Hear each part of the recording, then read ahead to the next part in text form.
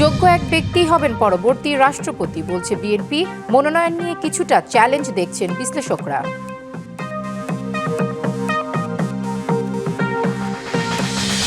হাজার কোটি টাকা পাচারের পর দেশ ছেড়েছেন জাতীয় পার্টি ও চট্টগ্রাম চেম্বার নেতা মোর্শেদ মুরাদ ইব্রাহিম। বিদেশে বসে লুটতে চাইছেন বিমা খাত।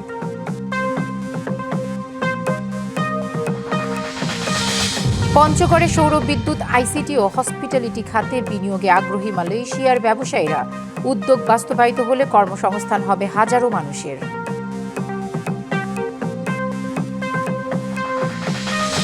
এবং ভারতের কেন্দ্রীয় শিক্ষামন্ত্রীর পদত্যাগকে দেখা হচ্ছে ছাত্রদের বড় জয় হিসেবে, আন্দোলন প্রত্যাহার।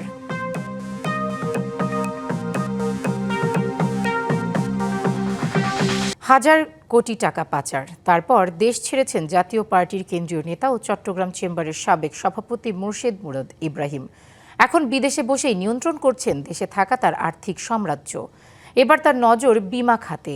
আইন অমান্য করে নিয়ন্ত্রণে নিয়েছেন প্রোটেক্টিভ ইসলামী লাইফ ইন্স্যুরেন্স। প্রতিষ্ঠানটিতে তার হয়ে কাজ করছেন ফরহাদ উদ্দিন, যিনি একাই দখলে রেখেছেন গুরুত্বপূর্ণ 5টি পদ। জাতীয় পার্টির কেন্দ্রীয় নেতা মোর্শেদ মুরাদ ইব্রাহিম 3টি রাষ্ট্রায়ত্ত ব্যাংক ও কয়েকটি আর্থিক প্রতিষ্ঠানে তার খেলাপি ঋণের পরিমাণ হাজার কোটি টাকা ছাড়িয়েছে। এসব অর্থ বিদেশে পাচারের প্রমাণ মিলেছে দুদকের তদন্তে। আদালতের নিষেধাজ্ঞা থাকলেও দেশ ছেড়ে পালিয়েছেন চট্টগ্রাম চেম্বারের সাবেক এই সভাপতি। বিদেশে বসেই দেশে আর্থিক সাম্রাজ্য পরিচালনা করছেন চিহ্নিত এই ঋণখেলাপি। নিয়ন্ত্রক সংস্থার আইন অমান্য করেই দখলে নিয়েছেন প্রোটেক্টিভ ইসলামী লাইফ ইন্স্যুরেন্স। এক পরিবার থেকে দুজনের বেশি পরিচালক হওয়ার সুযোগ না থাকলেও প্রতিষ্ঠানটির 10 সদস্যের পর্ষদে আছেন তার পরিবার ও স্বার্থ সংশ্লিষ্ট 7 জন পরিচালক। মোর্শেদ মুরাদের ছেলে সামির সেকান্দার বর্তমানে প্রোটেক্টিভ ইসলামী লাইফ ইন্স্যুরেন্সের চেয়ারম্যান। পর্ষদে আছেন মুরাদের স্ত্রী মাহজাবিন মোর্শেদ এবং চেয়ারম্যান সামিরের স্ত্রী আফরা চৌধুরী, যা আইনের সুস্পষ্ট লঙ্ঘন। এছাড়া মুরাদের আরেক পুত্র মাহের সেকান্দার ও তার শ্যালক মুয়াজ রশিদও পর্ষদের সদস্য। আছেন মুরাদের ভাইয়ের স্ত্রী কানিজ ফাতেমা এবং বোনের স্বামী আজিজ আহমেদও।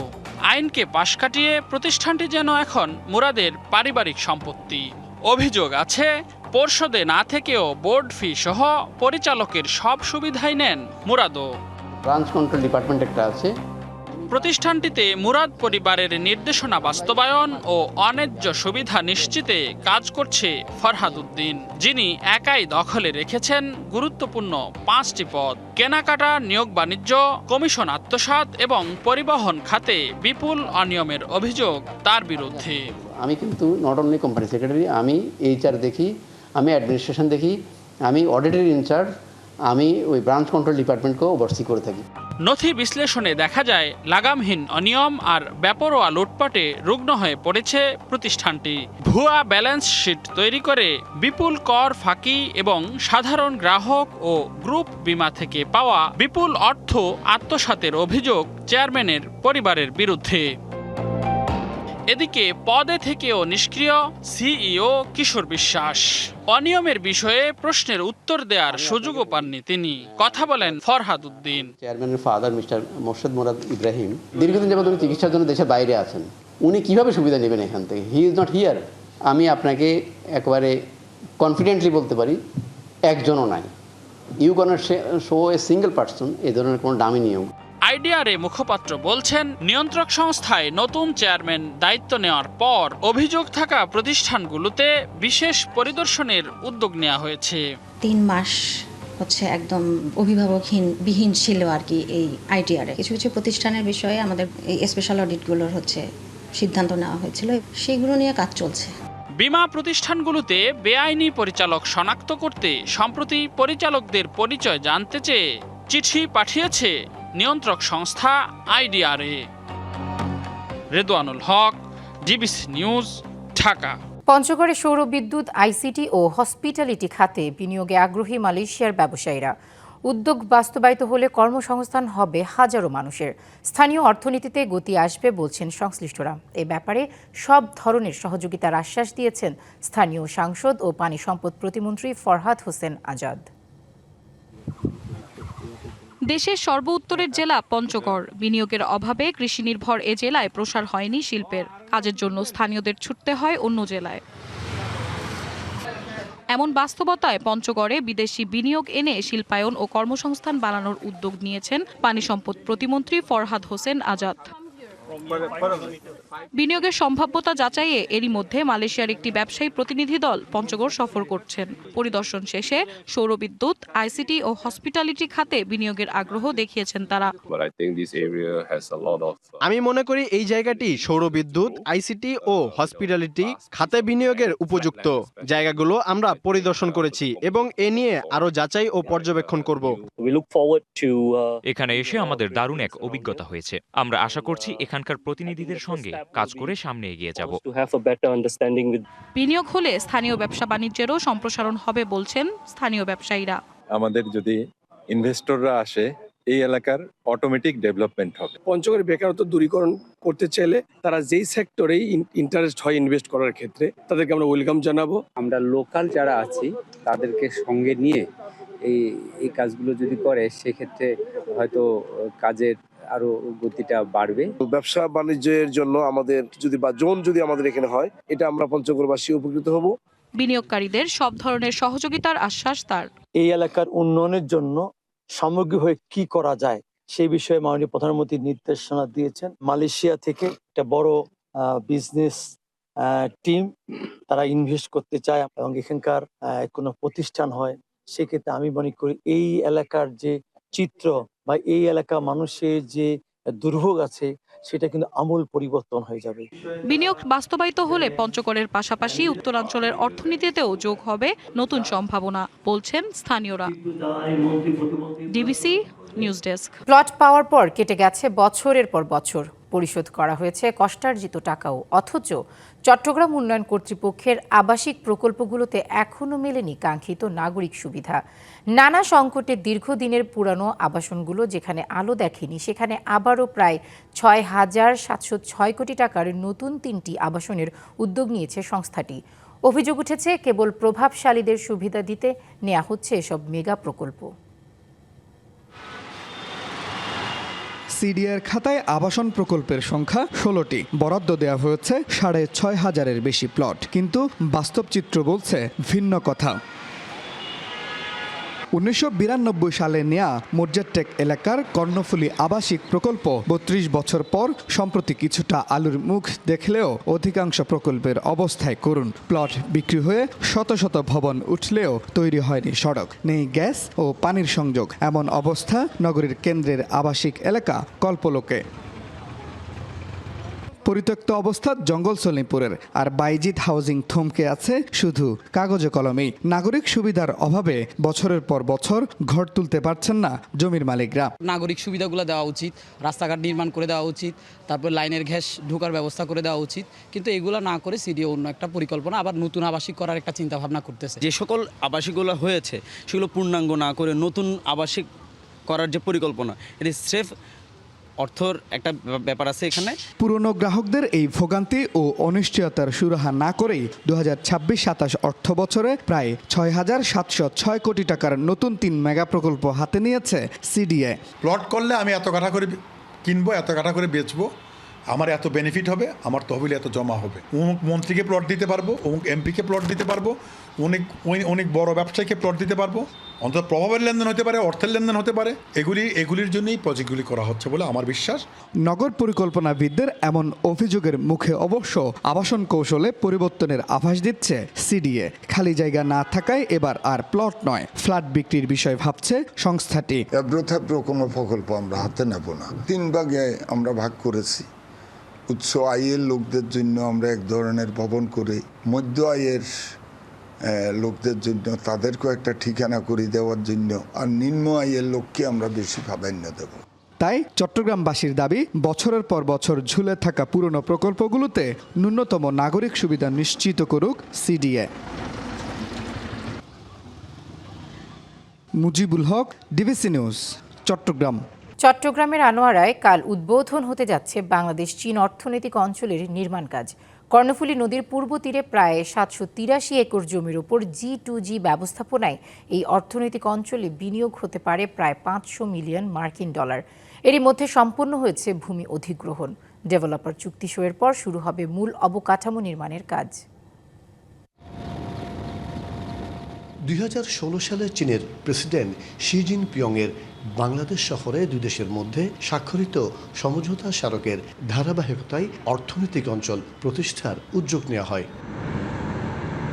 এক দশকের সেই পরিকল্পনা এখন বাস্তবায়নের পথে। প্রকল্পটির ব্যয় ধরা হয়েছে 4,189 কোটি টাকা। এর মধ্যে 2,467 কোটি টাকা বৈদেশিক ঋণ সহায়তায় এবং 1,722 কোটি টাকা সরকারি অর্থায়ন। প্রকল্পটির বাস্তবায়নকাল নির্ধারণ করা হয়েছে 2027 সালের জানুয়ারি থেকে 2031 সালের ডিসেম্বর পর্যন্ত। বিদেশি বিনিয়োগের ক্ষেত্রে এটা বড় ধরনের অগ্রগতি হবে এবং আমাদের শিল্পায়ন হবে এবং আমাদের অনেক লোকের কর্মসংস্থানের ব্যবস্থা করা হবে। বাংলাদেশে বিনিয়োগের জন্য বর্তমানে সরকার যে উদ্যোগ নিয়েছে সেই উদ্যোগটা যেন সফল হয়। সরকার যে আরও বিদেশি বিনিয়োগ আশা করছে সেটার জন্য একটা উদাহরণ হিসেবে থাকবে। প্রকল্পটি বাস্তবায়িত হলে বাড়বে দেশি বিদেশি বিনিয়োগ, সেই সাথে চট্টগ্রাম হয়ে উঠবে একটি আধুনিক শিল্পের লজিস্টিক হাব।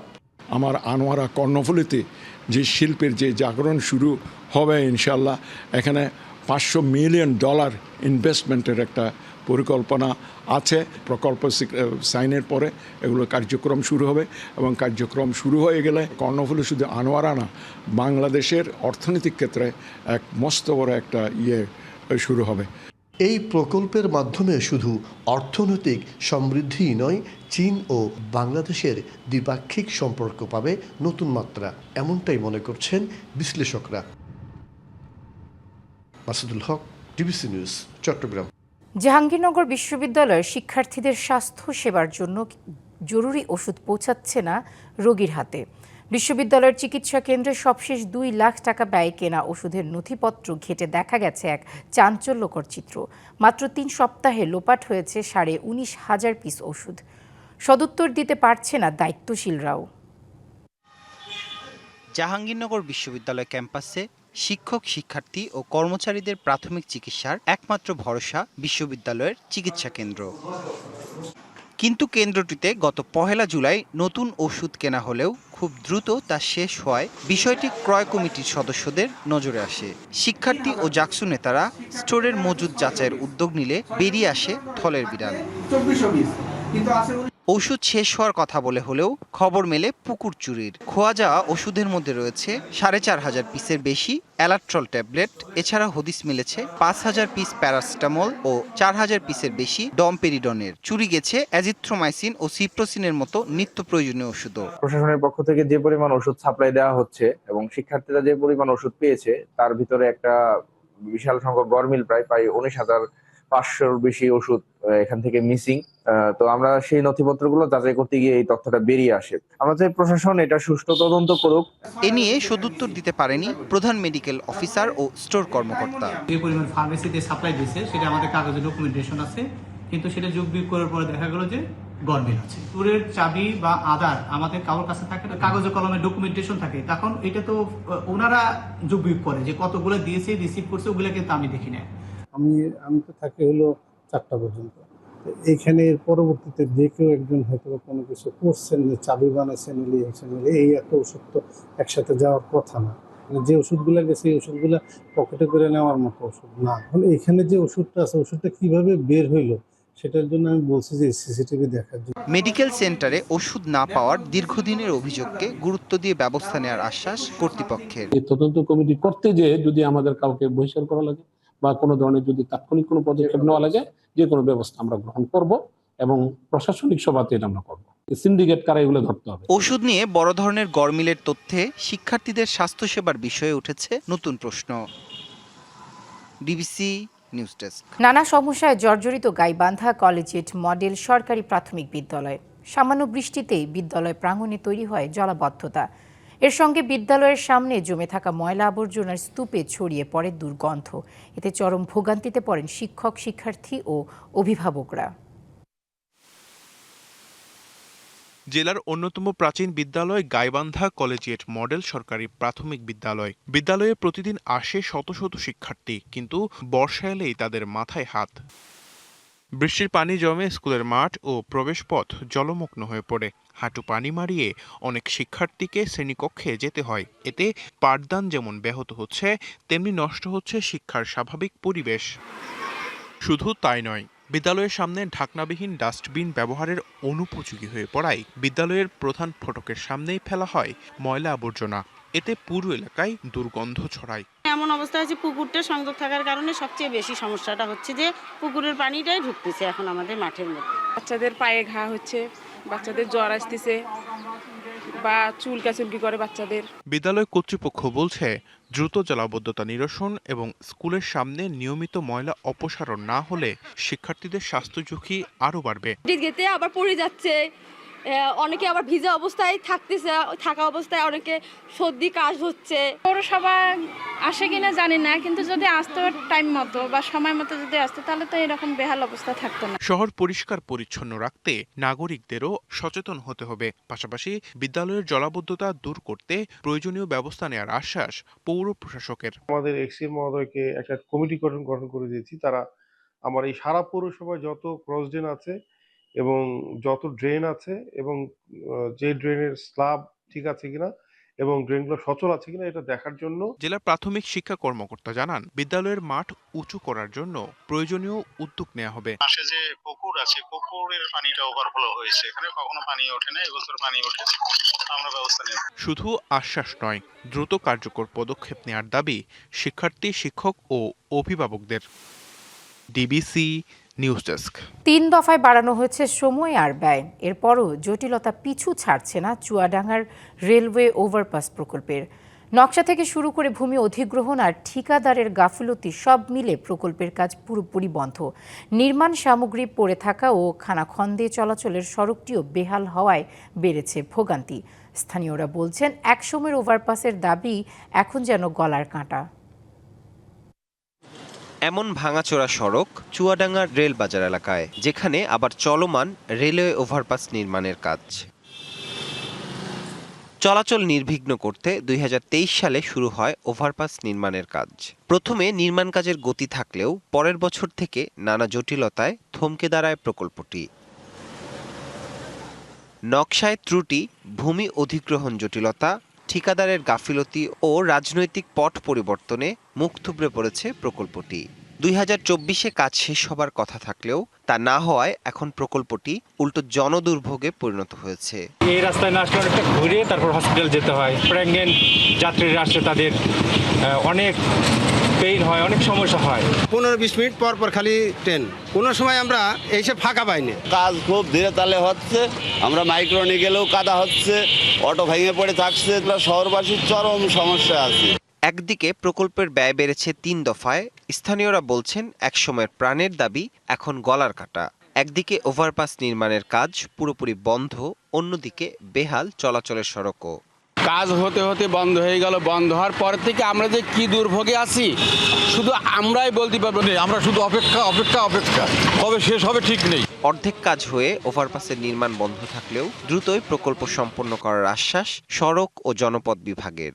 জটিলতাগুলি এখন মোটামুটি কমপ্লিট হয়ে গেছে, কারণ আমরা যে ল্যান্ড অ্যাকুইজিশনের যে টাকা ছিল ওই টাকাটা আমরা ডিসি অফিসে দিয়ে দিছি। ডিসি অফিস তাদের আনুষ্ঠানিকতা শেষ করে গ্রাহককে টাকা দিয়ে দিবে এবং ডিসি অফিস আমাদেরকে জমি বুঝিয়ে দিবে। 748 মিটার রেলওয়ে ওভারপাসের কাজ এখন পর্যন্ত শেষ হয়েছে 60%। বাকি কাজ কবে নাগাদ শেষ হবে সেটি এখন বড় প্রশ্ন। DBC news desk.